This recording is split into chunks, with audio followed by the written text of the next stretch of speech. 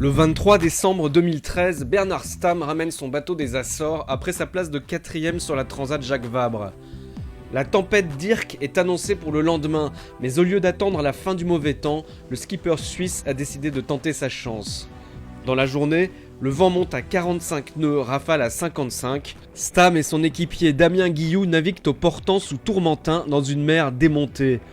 Puis soudain, à 180 milles à l'ouest de Brest, le bateau se casse en deux dans une vague, démate, puis commence à couler. Stamm et Guilloux sont sauvés de justesse par un cargo norvégien.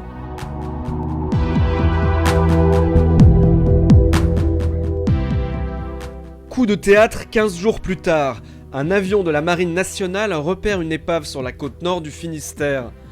Au lieu d'avoir coulé, Cheminée Poujoula a dérivé entre deux eaux sur plus de 100 milles pour se retrouver à une vingtaine de milles au large de l'Abervrac. Les autorités marquent l'épave et demandent à son propriétaire de la récupérer. Samedi 11 janvier, Bernard Stamm et quelques membres de son équipe se rendent sur zone au petit matin. Avec l'aide de la SNSM, ils prennent en remorque ce qui reste de Cheminée Poujoula et le traînent à 2 nœuds vers l'Abervrac.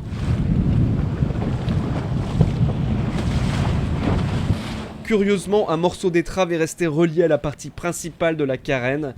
La mousse contenue dans la crash box le fait flotter nettement au-dessus de l'eau.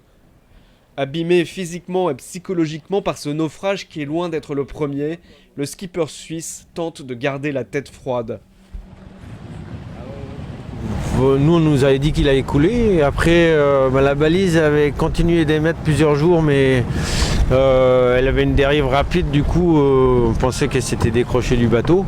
Maintenant, visiblement, ça n'a pas coulé parce qu'il est là, quoi. Donc voilà. Mais bon, il est détruit, quoi. Voilà, le bateau est détruit, il est mort, quoi. Maintenant, déjà, il faut l'enlever du trafic maritime, ça c'est une évidence, c'est une nécessité. Après, on espère que ça va nous servir à comprendre pourquoi ça a cassé, quoi. Voilà. Parce que c'est pas normal, Une inspection ultérieure montrera que la quille est toujours sous la coque, ce qui épaissit un peu plus le mystère de l'accident de Cheminée Poujoula. Il reste maintenant à hisser hors de l'eau les restes du bateau sans plus les abîmer.